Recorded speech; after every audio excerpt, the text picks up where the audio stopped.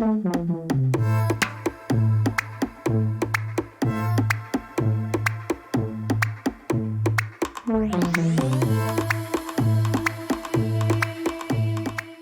de se sentir utile, d'œuvrer pour quelque chose qui t'anime, ça va au-delà juste d'un simple travail en fait, c'est vraiment un mode de vie. Le fait de travailler pour des structures à impact, c'est tout simplement pour moi être aligné avec ce qui fait sens pour moi en termes de valeurs, et en l'occurrence la transition écologique et tout ce qui a trait au secteur public. J'ai souhaité travailler avec structures à impact pour, comme je pense pas mal de gens depuis le confinement, donner un sens à ce que je fais. Ces témoignages te parlent. Peut-être que toi aussi, tu as quelqu'un dans ton entourage qui est en pleine crise de sens, un beau-frère, une belle-sœur, une cousine, ou peut-être que toi-même, tu es en plein dedans. Mais c'est une nouvelle mode ou quoi? Ben ouais, en fait. Et a priori, c'est que le début, baby.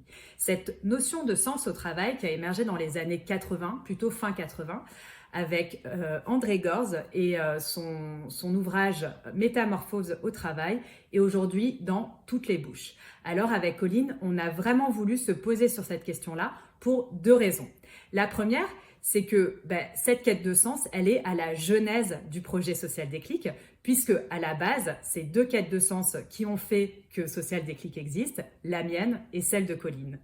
La deuxième raison pour laquelle on a voulu vous parler de ça, c'est que la voie qu'on propose à travers Social Déclic, à savoir devenir freelance for good, est une des réponses possibles, une des voies possibles pour répondre à cette quête de sens et retrouver du sens au travail. À travers cette petite vidéo, on veut d'une part explorer et mieux comprendre cette notion de sens et enfin vous donner des conseils pratiques pour que vous-même, vous puissiez avancer dans cette quête. C'est parti.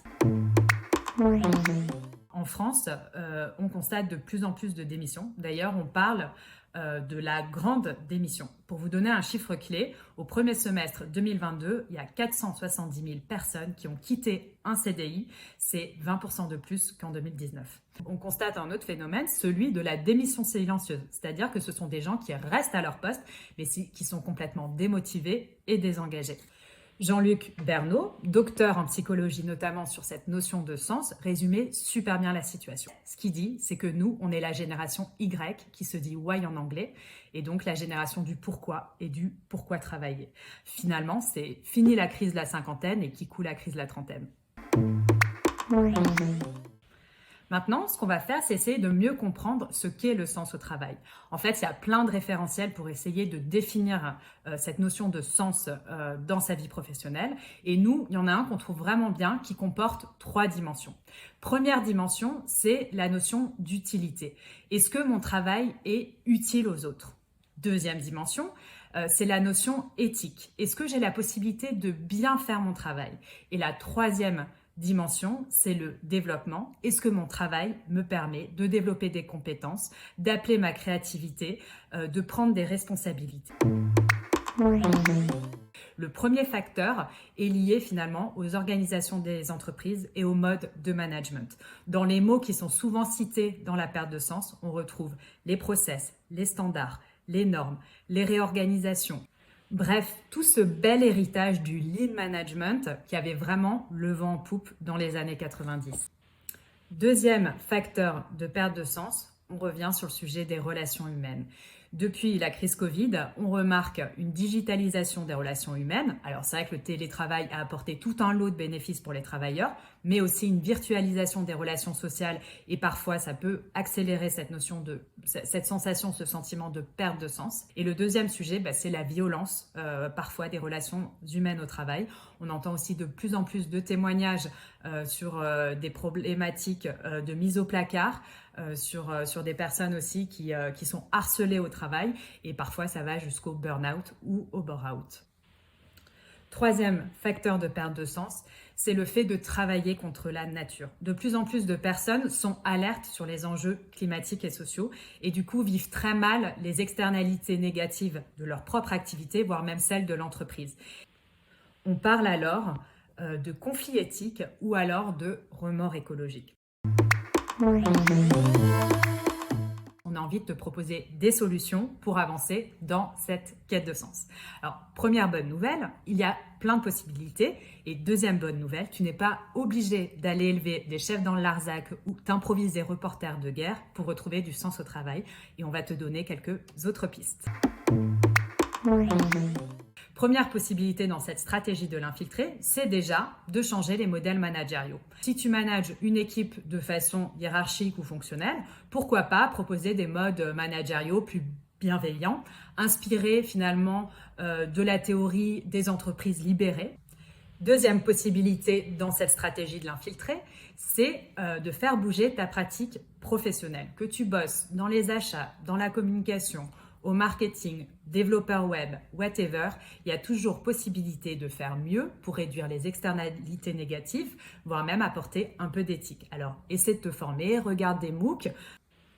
Troisième voie dans cette stratégie de l'infiltré, c'est d'initier ou de se rallier à une action collective. Pourquoi pas proposer une initiative de mécénat de compétences si ça n'existe pas encore dans ta boîte. C'est un bon moyen d'utiliser quelques heures de son travail à bon escient et pour une cause.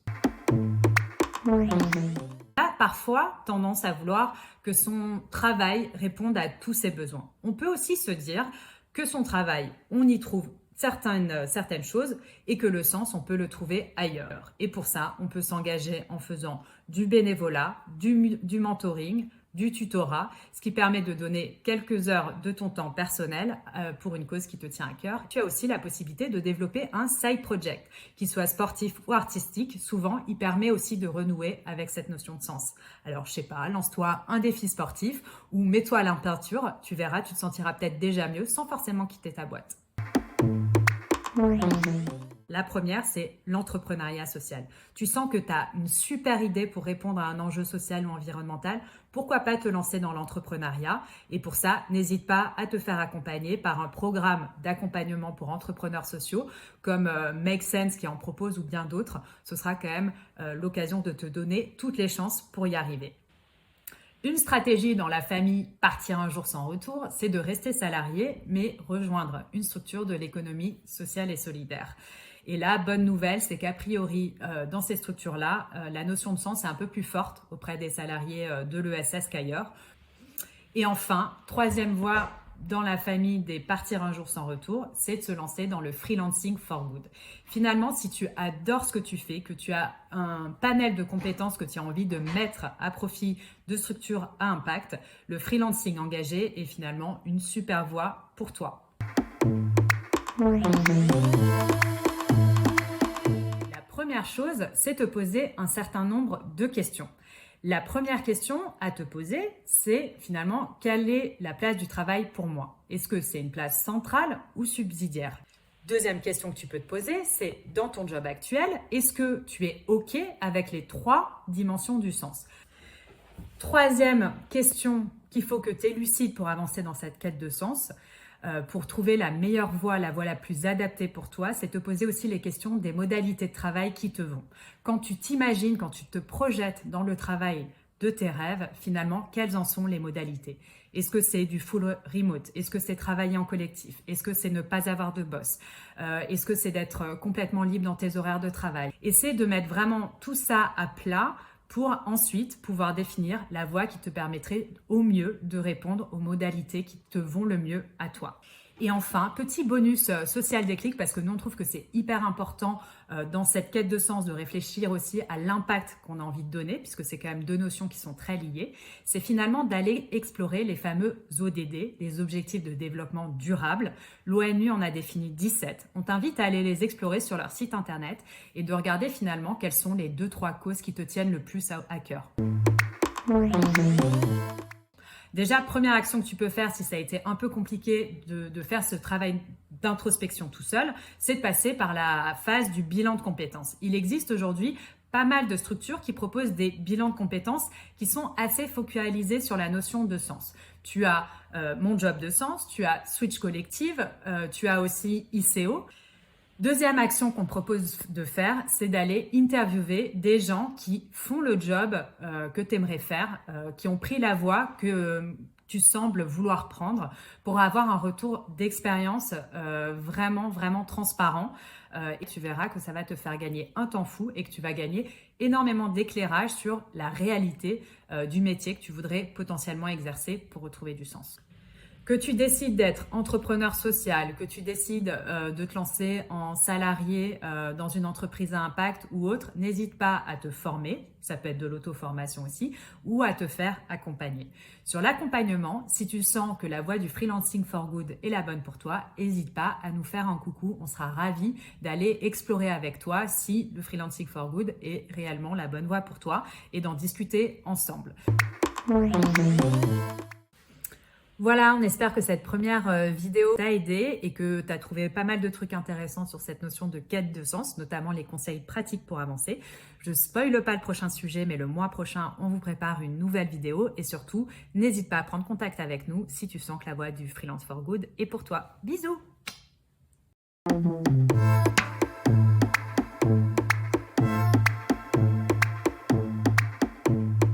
Oui.